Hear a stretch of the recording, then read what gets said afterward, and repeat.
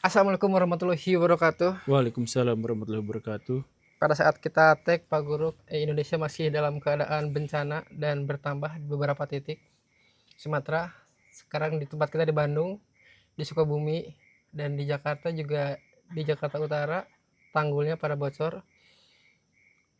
Banjirop sudah mulai ke pemukiman warga. Tapi pertanyaan pertama adalah, banyak influencer kan yang penggalangan dana, sangat kita apresiasi.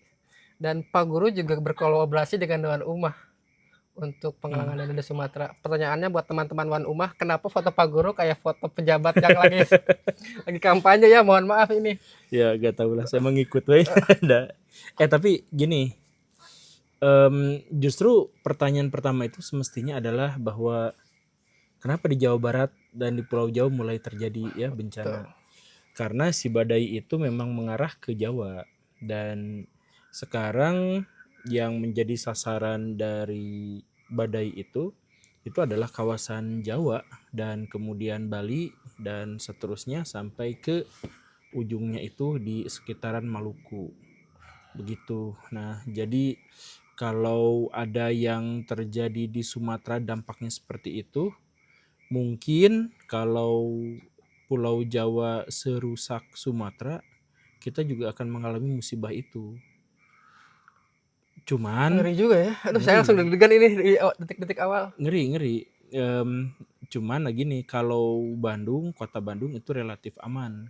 Dalam artian aman dari longsor. Ya, karena ya Bandung itu kan kota. Nah, yang agak ngeri itu adalah daerah Sukabumi, daerah Cianjur, daerah Garut, Tasik, Ciamis. Nah, itu adalah kawasan yang suka digerogotin sama eskavator-eskavator. Nah, ini yang mengkhawatirkan itu. Apakah kawasan itu juga akan menjadi seperti Sumatera atau tidak? Kemarin saya tuh ngobrol sama timnya Pak KDM. Kalau jangka pendek kita tuh bisa aja sebenarnya mah untuk mitigasi sedikit-sedikit mah kita tuh bisa agak bisa gitu. Maksudnya ya banjir gitu, bencana gitu. Cuman dampaknya nggak akan sangat mengerikan gitu katanya. Cuman jangka panjangnya, nah ini Pulau Jawa khususnya Jawa Barat itu rawannya itu gini nih. Sekarang hutan di Jawa Barat itu sekitar 20% dari total wilayah. 20% atau kurang dari itu. 5% lagi aja turun, setengah dari seluruh air yang ada di Jawa Barat itu akan hilang. Ini Jawa Barat secara keseluruhan berarti. Ya, Jawa Barat secara keseluruhan. Nah, ini karena saya tuh belum punya akses ngobrol sama timnya di Jawa Tengah dan Jawa Timur gitu ya. Tapi kalau di Jawa Barat tuh kita bener-bener diambang kekhawatiran dan kita bisa aja mengalami bencana yang sama buruknya. Berbagai cara sudah dilakukan, cuman kalau jangka pendek mungkin kan kita tuh udah, atau Pak KDM lah, bukan kita ya, Pak KDM tuh udah bersih-bersih daerah pinggiran sungai Ya, gitu ya, kemudian menyelamatkan hutan dan sebagainya. Jangka pendek mah mungkin gitu, tetapi jangka panjangnya butuh beberapa ratus juta pohon lagi yang harus ditanam. dulu kan Pak Zulhas pada tahun 2010-an, dia kan punya program khususnya buat Jakarta ya. Nah, Tanam 1 juta pohon di 1 miliar pohon ya. ya, di kota. Heeh. Di kota tak ditanam, di hutan dihancurin. Iya. Tapi Nggak, yang dimaksud Pak Zulhas tuh toge. Nah, jadi menanam toge. ini di Bandung Pak Guru, ini per hari ini nih longsor. Nah, Tuh ini itu. tuh di Bandung Barat.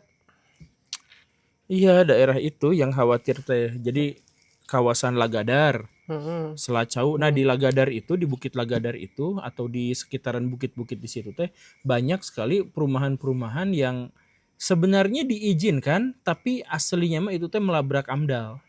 Nah, banyak kejadian kayak gitu. Saya teh pernah moto dulu teh dari ini. Jadi daerah bawahnya pemukiman, kemudian gunung. Nah, di sini tuh jadi pemukiman yang lebih elit dan warga masyarakatnya di situ udah komplain, udah berisik, udah demo, tetap gak digubris. Ini kalau hujan kayak gini nih, nah ini saya nggak tahu sekarang tuh kejadiannya itu atau bukan, tapi itu bakal habis ke bawah gitu. Ini juga ini di Ini banyak ya. Gunung Semeru laharnya turun. Nah, Tuh, ini baru hari ini loh. oh hari ini ya. Heeh, Nah lahar iya. panas. Oh iya, sekarang Semeru sama gunung apa lagi ya? Jadi gunung-gunung di Jawa dan di Sumatera itu sambung menyambung menjadi satu. Jadi maksudnya kalau meletus satu, meletus yang lain. Nggak mungkin satu meletusnya udah beres, nggak gitu. Karena kita tuh ring of fire teh ini kan. Jadi ada dalam bentuk cincin dan Indonesia tuh gunungnya, aduh, Tapi kan kemarin Pak Guru tuh apa namanya? wah ini bisa jadi kayak aspal gitu ya. Bisa buat ngaspal tuh, Kemarin jadi Pak Guru bagus. diskusi sama komunitas Wahabi lingkungan Walhi. Oh iya, Wahabi lingkungan, ha? Nah, kalau yang gini berarti tuh kayaknya termasuk bencana atau bencana alam atau apa menurut Pak Guru ini yang bagian Ya, ini? pertama yang harus digarisbawahi adalah bencana tuh nggak ada. Alam mah emang gini gitu. Ya yang gitu teh ya. Jadi alam mah ya kalau gunung meletus ya itu mah wajar sewajarnya alam. Yang menjadi bencana itu adalah manusia bermukim di sekitarnya, kemudian gunung meletus. Gunung mah aslinya mau ada orang mau nggak ada orang meletus gitu. Nah, tapi kemudian orang bermukim di situ dan kemudian kita mendefinisikannya sebagai bencana alam gitu. Gitu. Nah, kalau ini memang bencana alam. Nah, sedangkan bencana yang terkait dengan manusia, bencana manusia. Nah, itu ya kayak di Sumatera itu. Jadi bencana alamnya sebatas di situ ada hujan gede. Nah, sebatas ada hujan gede. Kalau di sana hutan hujan tropis, hujan gede yang segede gimana pun itu akan menyebabkan banjir yang lemah lembut, gemulai, Menyapa dengan lembut. menyapa dengan lembut. Tidak mungkin langsung lumpurnya. Itu kan yang kemarin dilihat itu lumpurnya sedimentasinya itu sampai semeter gitu ya, atau semeter atau lebih di Lebih beberapa itu lebih. kawasan. Nah, lumpur sedimentasi itu menegaskan adanya deforestasi. Jadi jangan disanggah lagi ya Bapak-bapak pejabat, itu jelas dengan banjirnya seperti itu saja dan bentuknya banjir bandang, buf gitu kan. Dan dengan kayu-kayu yang dinomerin. Ya kayu-kayu yang dinomerin ya. Yang kasihan siapa nih? Yang kasihan warga-warga kayak gini nih. Dia gimana coba sekarang tuh? Kayu-kayu di depan rumah tuh. Tuh, Cuman ya asli itu kemarin tuh saya ngejokes pada saat kita bikin video terakhir. Kan pada saat kita bikin video terakhir tuh yang menampakkan diri tuh Pak siapa yang Pak Marsiton, dia kan wali kota tuh bupati ya. oh Masington. Kan dia yang awal-awal. Pedip. Nah sekarang waktu itu kan saya ngejokes bahwa ya pada politisi bolehlah sekarang saatnya untuk pencitraan buat 2029. Apa itu Ternyata ya? betul semua dan saya jadi sebel sendiri sama apa yang mereka lakukan gitu. Iya, saya juga bikin video dan ambeknya tuh udah di ambang batas gitu. Tapi Pak Cuman Gurma kan larinya kok nggak selesai di marah doang. Jadi ingat-ingat muka-muka yang sekarang kampanye gitu untuk nggak dipilih. oh iya itu ingat muka-muka yang sekarang justru malah pencitraan itu tandain itu. Backlist itu nanti pas kalau ikutan lagi kampanye, ikutan lagi pemilu. Jadi mereka tuh benar-benar ada bencana yang disebabkan oleh ulah mereka sendiri. Bencana yang disebabkan oleh ulah mereka sendiri yang kemudian menyebabkan kematian, menyebabkan kerugian, menyebabkan kerusakan. Tiba-tiba mereka datang ke situ untuk pencitraan di situ. Udah mereka tuh bikin bencananya, kemudian mereka menjadikan rasa frustasi masyarakat sebagai ajang kampanye, ajang cari muka. Itu tidak bermoral sekali gitu. Lucu kan. Oh, apa ini? Apa ini? Dah. Ini kameramennya di bawah basah-basahan. Ya, ternyata ada makhluk ini ya. Iya Pak. Oke. Oh, Bapak mau ngasih bantuan. Iya. Oh sama ini ada dari Jepang Pak Guru sama dari media luar negeri. Dia tuh datang untuk pengen liputan sekedar untuk melihat kondisi di bencana di Sumatera itu. Tapi katanya harus izin ke pusat untuk sekedar liputan dari media luar negeri itu. Abaikan. Harus gitu. Abaikan. Sekarang jadi gini teman-teman, kalau ada bencana, semua protokol itu menjadi masalah. Dan karena itu protokol itu dikurangi atau dihilangkan saja pada bagian-bagian protokol sipil gitu ya. Nah kemarin tuh ada yang nyesek warga di Aceh kalau nggak salah mah. Lagi mau ngambil bantuan. Oh, mau menyebarin bantuan, minjem mobil yang itu bukan? Bukan. Oh, bukan beda. Mau Beda minta, lagi berarti. mau minta bantuan Pak. Tolong KTP-nya sama kakaknya diminta dong. Ya kan rumahnya runtuh, rumahnya ke bawah, banjir. Malah diminta KTP sama kartu keluarganya. Kalau enggak dapat bantuan, kan kocak. Itu tuh saking formalitasnya kita gitu. Wah, sakit banget tuh kalau Iya, ya iyalah. Coba dirimu nggak punya duit, nggak punya makan, nggak punya rumah, rumahnya ke bawah, malah dimintain kakak. Jadi itu si birokratnya tuh bener-bener asli itu orang dalam, pakai orang dalam, pakai uang suap masuknya tuh. Nah ini ada cerita dari luar mau ngeliput. Sekedar ngeliput doang. Tapi harus nggak diizinin pusat. Apa hubungannya nggak diizinin pusat? Sama itu kan nggak, itu makanya pungli itu pengen minta. Kalau pungli jelas karena Elon Musk nih membantu. Silakan bisa oh, internet sebenarnya. Internetnya dipungut buset.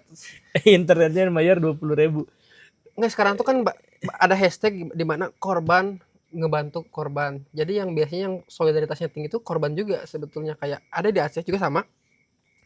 Dia tuh udah ngumpulin bantuan, tapi dia mau nyebarkan si bantuannya itu minjem mobil dari TNI ya, minjem mobilnya. Ternyata harus bayar 2 juta. Akhirnya si orang itu nggak jadi minjem, dia minjem lah mobil dari tapi 1 juta. Tetap juga 1 juta. Aduh. Segitunya banget. Aduh. Pak Prabowo tuh memberikan beras Bulog banyak sekali Pak Guru. Tapi di beras itu keterangan produksinya tuh November 2024, sudah setahun di gudang.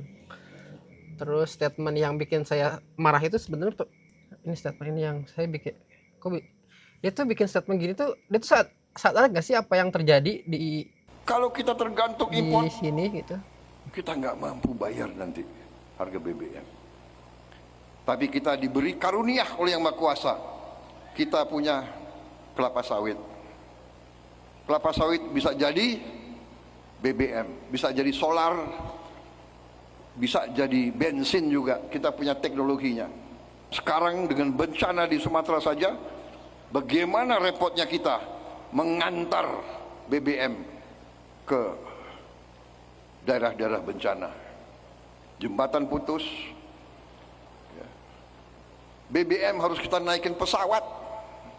Sekali lagi, ya musibah, tapi udah nggak di tahan. sisi lain menguji kita. Gini, menguji kita. kenapa Cik? Apa sih mereka tuh? Alhamdulillah. Sudah saya bilang Kita kuat. berkali-kali, ini mah rahasia negara yang saya bocorkan. Semua informasi kalau mau ke Pak Prabowo tuh disaring dulu, difilter dulu sama orang-orang di sekelilingnya. Itu masalahnya teh. Jadi Pak Prabowo tuh selalu dapat kabar tuh kabar baik. Kayak kemarin ada celotehan, ya ini nggak seburuk di media. Ya itu. Ya kenapa coba dia nyeletuk kayak gitu? Karena Pak Prabowo tuh gak dapat akses langsung ke rakyat. Rakyat tuh gak bisa lapor langsung ke Pak Prabowo. Tapi orang-orang di sekelilingnya itu memagari Pak Prabowo dengan berita-berita baik, dengan optimisme. Jadi yang optimisme dan ya kayak gini, ini teh dari setahun yang lalu kan saya ngomong, saya di podcast Pak Deddy Kobisa saya tuh ngomong, please lah itu si pejabat-pejabat tuh jangan, Pak Prabowo tuh kalau nonton YouTube tuh cuman mau tidur doang, jamnya mepet. Itu juga kadang-kadang dia tuh sering baca data-data gitu, sering baca apa, tapi dia tuh gak baca realitas, gak baca fenomena yang terjadi di masyarakat sekarang gitu. Dia tuh gak lihat. Nah untuk bisa melihatnya itu tuh dia tuh harus denger, tiba-tiba udah disimpulkan sama orang gitu, sama orang di sekelilingnya gitu, termasuk Pak Mayor Teddy ya. Iya, kayak dia tuh kayak jadi nggak tahu apa yang terjadi gitu. Iya, nah ini kan atau karena emang pemerintahnya bapak-bapak semua gitu, nggak boleh ada anak muda yang menunjukkan di sosial media kenyataan seperti ini. ada Gibran anak muda. Gibran tuh muda. yang kayak ini tuh kejadian gini loh, kayak dia tuh kayak gini, kayak yang nggak tahu apa yang terjadi di dunia gitu, padahal dia tuh posisinya presiden gitu. Iya, kayak si Kang Peri Irwandi juga pas ke sana tuh kan marah-marah Iya gitu. betul. jadi para pejabat tuh datang ke tempat, ke lokasinya tuh yang bagus gitu, yang aman, yang tidak terisolir Nah gitu. yang anaknya Pak Zulkifli Hasan sama Pak Zulhas itu, dia yang ngepel itu yang ngepel itu tuh maksudnya kalau ngepel itu ya Mbak, kalau misalkan jangan ada orang dulu, karyawan Indomaret aja tahu kalau ngepel itu orangnya awas dulu. Dulu waktu sekolahnya tuh gak pernah piket. Iya sih, bisa jadi. Jadi gak tahu tata krama dalam nyapu gitu ya. Dan nah ini tuh ada yang unik. Kita tuh ngomong kesana kesini nggak apa-apa lah, ini mah curhat aja ya. Itu dari partai PAN, Tuh. SOS. jadi PAN itu sejak dipimpin oleh Pak Zulkifli Hasan itu tuh punya kebiasaan yang unik. Jadi mereka tuh kalau nyalonin caleg itu biasanya artis. Makanya dulu tuh sering dipelesetin partai Partai Aris Nasional. atau partai artis nakal. Oh, Ya kayak Uya Kuya, Eko Patrio yang sekarang ini kan. Pasha Ungu dari situ bukan sih? Pak Syungun dari PAN juga kalau nggak salah. Nah, Pasha Ungu tuh kan. Jadi yang artis-artis, kenapa? Karena PAN itu sejak zaman Parel ya. Sejak zaman Pak Zulkifli Hasan bukan mengedepankan ideologi, pemikiran, garis paradigma gitu dan lain-lain, enggak. Tapi yang mereka tonjolkannya itu adalah popularitas dari caleg-caleg artisnya. Begitu. Nah, jadi emang sejak awal mereka tuh partai pansos. Jadi pansos lewat nama-nama besar para artis itu gitu. Nah, gitu. Makanya ketika kemarin Pak Zulkifli bawa karung beras, harusnya di situ ada biola di belakangnya. Gitu ya. Nah, kemudian anaknya, kemudian Kang Parel, itu semuanya PAN. Nah, SOS semuanya itu. Di atas penderitaan rakyat malah memanfaatkannya untuk kampanye gitu Itu ya. ajudannya harusnya dipecat, ajudannya tuh dia nggak ikut bantu, atau jangan-jangan ajudannya megang biola terkecil di dunia gini. Oh bukan, karena kan itu tuh ada kameramen, ada tim skenario, ada sutradara. Nah, si ajudannya itu sudah tahu bahwa posisinya itu figuran. Jadi kalau figuran nggak akan disorot, nggak penting juga. Yang disorot itu adalah yang di tengahnya itu. Jadi si kamera, si angle-nya tuh udah. Jadi kalau nonton film zaman dulu yang gegelutan, misalkan satu boga lakon dikeroyok sama yang lain. Nah, kan sebenarnya berantemnya mah satu-satu, yang di belakangnya mah cuma gini figuran gitu ya. Ini udah jatuh baru maju. Nah, itu posisinya tuh yang di situ itu gitu. Jadi nggak apa-apa, nggak ini juga nggak bawa karung juga nggak apa-apa, karena bukan fokus utamanya di situ. Dan buat sekarang kita sangat mengapresiasi untuk tim SAR di sana, bahkan untuk orang tuh sampai sedih gara-gara ada anjing dari kepolisian kalau nggak salah yang gugur gara-gara kelelahan mencari mayat, karena faktanya ternyata anjing yang sudah dilatih untuk mencari mayat itu ketika dia masih mencium bau mayat dia nggak bisa berhenti. Gelisah, iya. Kalau dia disuruh berhenti malah dia stres sendiri. Dan saking dia terus menemukan mayat sampai akhirnya dia gugur juga. Karena ada 4 atau 5 gitu. Dan kita lebih mengapresiasi itu dibanding banyak politisi yang mengatakan bahwa ini tidak apa-apa gitu. Jadi terima kasih anjing polisi. Terima kasih Anda punya jasa dan kepahlawanan yang luar biasa dalam hal ini, sampai rela stres, sampai akhirnya mati demi mencari korban. Nah, anjing semulia itu. Nah, itu Pak Menteri Kehutanan. Dia kan mengatakan bahwa seperti biasa, itu juga statement yang sering kita omongin bahwa ya ini mah sudah ditakdirkan oleh Allah. Kan statementnya kayak gitu. Oh iya. Iya. Oh sudah ditakdirkan. Iya, ini kan sudah ditakdirkan. Nanti juga kalau misalkan saya dipecat sama Pak Prabowo ya itu juga sudah ditakdirkan. Sehat dah. Dan Pak Guru masih berkolaborasi untuk menggalang dana buat masih dan di Wan Umah ya teman-teman. Iya, di Wan Umah di situ di BCA Syariah ya. Ya, silahkan dikenyot itu. Dan saya tuh sebenarnya mau wawancara juga sama orang di sana yang tim Basarnas gitu ya. Tapi ya itu ternyata kita juga harus apresiasi Basarnas gitu. Di satu sisi mereka tuh pengen mengabarkan menit per menit, detik per detik gitu. Tapi mereka lebih memprioritaskan untuk masuk keluar hutan, karena akses jalan kan tertutup. Betul. Jembatan rusak, jadi sungai-sungai kadang-kadang meluap lagi gitu. Nah, mereka tuh fokusnya ke situ, ke wilayah-wilayah yang tidak bisa diakses tidak bisa dijangkau sama internet, tidak bisa dijangkau sama apa-apa gitu. Jadi aduh nggak tega juga untuk ini untuk ganggu gitunya. Ya, dan Gitu. dan di balik keluhan Pak Prabowo yang mengatakan bahwa jembatan rusak, ada orang yang kan kalau misalkan dia petugas ditugaskan di situ ya udah dia kerja gitu. Tapi kan ada juga relawan yang tidak dibayar untuk berjalan kaki puluhan kilometer melewati jembatan-jembatan yang runtuh itu untuk membagikan bantuan, dan itu kami sangat apresiasi. Dan seperti yang Pak Guru sampaikan bahwa kita membantu dengan cara masing-masing. Buat yang punya media silahkan Iya, kita iya, iya, sebarkan. makanya ini Baraya seperti yang kemarin-kemarin yang biasa gitu. Jadi kita tuh jangan fokus pada satu titik gitu. Jadi Baraya yang punya uang, gunakan uangnya untuk membantu. Baraya yang punya medsos, gunakan untuk mewartakan terus-terusan. Karena nanti ada orang yang hilang, ada keluarga yang apa, itu bisa dibantu mungkin dengan medsos itu gitu ya. Kemudian Baraya yang punya perahu, Baraya yang punya helikopter, dan lain-lain, ya silahkan. Ini Pak Prabowo juga kemarin flexing lagi. Iya, Kata ada sekian helikopter datangkan ke sana. Ya kemarin juga saya memang ya kita buka dikit rahasia, bukan buka dikit rahasia sih. Jadi kemarin tuh saya tuh kan mau diskusi sama bapak-bapak tentara, sama seorang jenderal lah, ya ada pertemuan gitu. Tapi pas mau ketemu banget, ditarik sama Pak Presiden atau sama atasannya lah untuk memobilisasi pasukan dalam jumlah yang besar untuk dikirimkan ke sana. Nah ini juga harus diapresiasi gitunya, pada bagian-bagian ini memang layak untuk ini.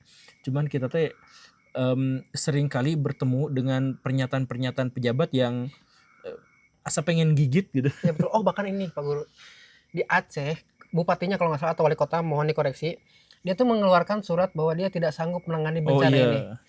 Bupati. Seminggu kemudian dia lagi umroh.